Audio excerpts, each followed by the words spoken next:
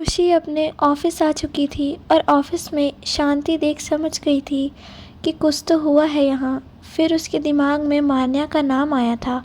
मैं समझ गई ये सब उसी का काम होगा। ज़रूर मॉम का फ़ोन आया होगा उसको और उसने यहाँ सबको ये बोल दिया कि मैं गुस्से में हूँ। वैसे सच तो यही है कि मैं गुस्से में हूँ। मुझसे किसी की गलतियाँ बर्दाश्त नहीं होती, यही सोचते खुशी अपने कैबिन में आ गई और अंदर आते ही शॉक हो गई थी। उसके कैबिन में चारों तरफ फूल थे। उसने मान्या को आवाज़ दी, मान्या कहाँ हो तुम? तभी उसको अपनी आंखों पर किसी का हाथ महसूस हुआ। जैसे ही उसने उस स्पर्श को महसूस किया, उसके मुंह से निकल पड़ा था सारांश, और वो हाथ अपनी आंखों से हटा दिया और आंखें खोल कर देखा तो सामने सारांश ही था। ये देख वो बोल पड़ी, सारांश ये क्या बचपना है? तू जानता है ना ये सब नहीं पसंद है मुझे। तो ये था सारांश, खुशी का बचपन का दोस्त, जो खुशी को बचपन से ही पसंद करता था। ये बात कहीं ना कहीं सब जानते थे, लेकिन खुशी ने सारांश को दोस्त के अलावा कभी कुछ नहीं समझा।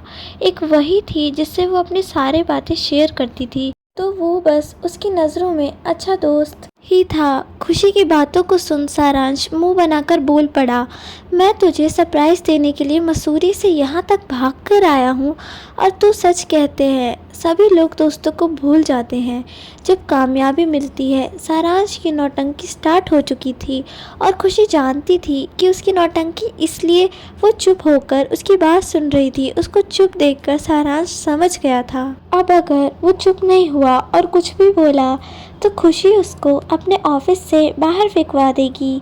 उसको एकदम चुप होता देख खुशी समझ गई थी कि वो क्या सोच रहा है। वो उसको चिढ़ाते हुए बोली थी, डर मत, कुछ नहीं कह रही, ना ही फिकवा रही हूँ। बस ये बता तू यहाँ क्या कर रहा है? सारांश ने चैन की सांस ली थी और खुशी के गले में हाथ डालता हुआ बोला, वो क्या है ना मोटू, मुझे उड़ती उड़ती खबर मिली कि मेरे मोटू को आज बेस्ट बिजनेस वूमेन का अवार्ड मिल रहा है।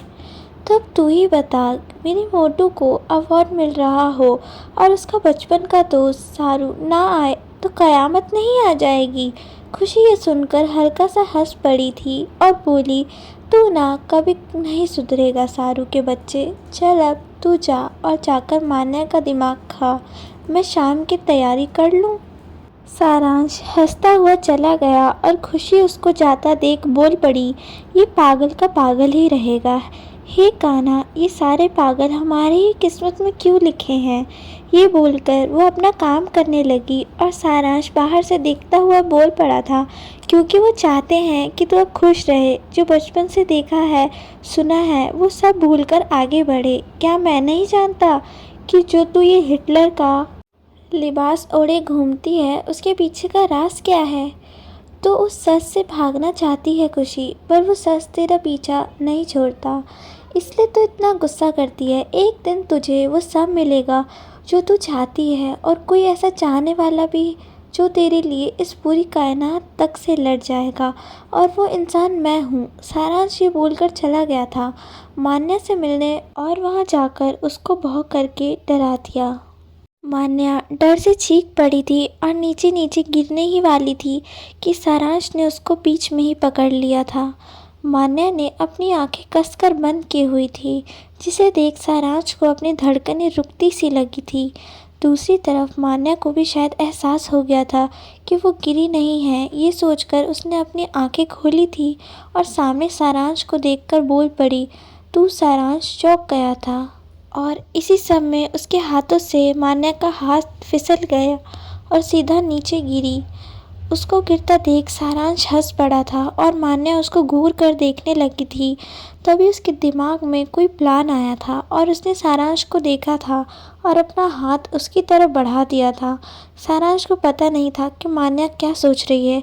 उसने भी मान्या को उठाने के लिए अपना हाथ दे दिया था। थोड़ी ही देर में सारांश कर रहा था और मान्या खड़ी हंस रही थी और हंसते हंसते बोली, क्यों सारू, मज़ा आया ना? अपने आप को बड़ा तीसमार खान बन रहा था। अब क्या हुआ? अब हुआ तो चारों खाने चित। सारांश उसको यूं हंसता देख हंस पड़ा था और मन ही मन बोल पड़ा, इसको यूं हंसता देख मुझे क्यों इतना अच्छा लग रहा है। तब तक मान्या ने उसका हाथ पकड़कर उसको उठा दिया था और बोली, अब बोल, मिल लिया तो खुशी से, कहीं उस हिटलर ने तुझे मारा तो नहीं। सारांश बोल पड़ा था, मेरी मोटू ऐसी नहीं है, वो बहुत अच्छी है, वैसे भी वो जैसी भी है बहुत अच्छी है, और तू देखियो बहुत जल्द उसकी ज़िंदगी बदलेगी और मेरी मोटू भी हंसेगी। ये मेरा चैलेंज है तुझसे। मान्या उसकी बातें सुनकर बोल पड़ी थी, सारू ये तो मेरी भी तमन्ना है यार। मेरी जान, मेरी खुशी को वो सब मिले जो एक लड़की की चाहत, उसकी ख्वाहिश होती है। मेरी खुशी ने तो सपने देखने ही छोड़ दिए हैं। वो तो बस सबको हिटलर बनकर ये दिखाना चाहती है कि उसको किसी के अपनी ज़िंदगी में होने या होने से कोई फ़र्क नहीं पड़ता, लेकिन उसको फ़र्क पड़ता है। बचपन में ही देखा था उसको मायूस होते हुए, और अब भी। तू जानता है सारू, खुशी कभी कोई त्योहार क्यों नहीं मानती, क्योंकि वो उस अकेलेपन से डरती है जो ना चाहते हुए भी उसके दिल में डर की जगह ले चुका है। उसको लगता है वो इन सब चीज़ों के लिए बनी ही नहीं है, जबकि ऐसा नहीं है सारू, ऐसा नहीं है। ये बोलते बोलते मान्या की आंखों में नमी आ गई थी, और कहीं ना कहीं सारांश की आंखों में भी। दूसरी तरफ मुंबई राजजादा फैशंस में बैठा अर्नब बहुत गहरी सोच में था। उसको यूँ सोच में देख के शुंग बोल पड़ा था, क्या हुआ है अरु, तू टेंशन में क्यों है और तू तैयार क्यों नहीं हुआ? 2 घंटे बाद हमारी फ़्लाइट है देहरादून के लिए। अर्नव चौंक कर बोला था, वहाँ क्या काम है? किशुंग की सुन गुस्सा होते हुए बोल पड़ा, अरु आर यू मैड? तू कैसे भूल सकता है? आज देहरादून में तुझे बेस्ट बिजनेसमैन का अवार्ड मिलना है, वो भी फिक्स टाइम। अर्नव ये सुनकर बोल पड़ा, इसमें क्या खास है किशुंग, वो तो हर साल मिलता है। आज मुझे मिल रहा है तो कल किसी और को मिलेगा। किशुंग ये सुनकर बोल पड़ा, इस बार खास बात है, इस बार ये अवार्ड सिर्फ राजजादा फैशंस के ओनर अर्नब सिंह राजजादा को ही नहीं मिल रहा, बल्कि एक कंपनी को और मिल रहा है, कपूर फैशंस, जिसकी ओनर है खुशी कपूर। मैंने सुना है बहुत ही कम समय में खुशी कपूर ने कपूर फैशंस ऊंचाइयों पर पहुंचा दिया है, और उसको आज तेरे साथ ही बेस्ट बिजनेस वूमेन का अवार्ड मिलेगा। अर्नब ये सुनकर कहा था, वेरी इंटरेस्टिंग, तो क्या इस बात के लिए हमें वहाँ जाना पड़ेगा? अर्नब, आज तुम दोनों को बहुत बड़ा कॉन्ट्रैक्ट मिलने वाला है, जो कि तुम दोनों को एक साथ मिलकर पूरा करना है, तो इसके लिए वहाँ होना ज़रूरी है। अर्नब ने ये सुनकर बोला, ठीक है चल चलते हैं। ये बोलकर अर्नब ने अपने घर पर फ़ोन कर दिया था और सलोनी जी को बता दिया था कि वो देहरादून जा रहा है। वो और किशुंग कल तक आ जाएंगे। सलोनी जी ने अर्नब को अपना ध्यान रखने को कहा था। अर्नब वहाँ से चला गया था देहरादून के लिए, और खुशी अपने काम में लगी हुई थी, जहां आज उसको बिजनेस वूमेन का अवार्ड लेने के बाद एक प्रेजेंटेशन देनी थी मिस्टर विकास चौधरी को। तो खुशी उस प्रेजेंटेशन को तैयार कर रही थी, क्योंकि ये कॉन्ट्रैक्ट लाखों में नहीं करोड़ों में था। खुशी को अब तक ये नहीं पता था कि कॉन्ट्रैक्ट उसको राजजादा फैशंस के साथ मिलकर पूरा करना पड़ेगा। खुशी जब से आई थी तब से काम में लगी थी। घर से 3 बार फ़ोन आ चुका था। मैं भी 3 बार उसको लिए खाना रख कर जा चुकी थी, लेकिन खाना हर बार ठंडा ही रह गया था। इस बार मान्या किसी काम से आई तो खुशी को इस कदर काम में डूबे देख बोल पड़ी थी, खुशी तूने खाना नहीं खाया?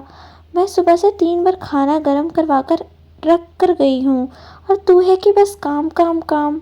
मान्या, बस 1 मिनट, ये काम कर लूँ फिर मैं पक्का खा रही हूँ। खुशी ने पल के लिए नज़र उठाकर बोला था, लेकिन उसकी बात सुनकर मान्या बोल पड़ी थी, खुशी मैं मानती हूँ कि काम ज़रूरी है, पर अगर तू अपनी सेहत का ध्यान नहीं रखेगी तो कैसे चलेगा?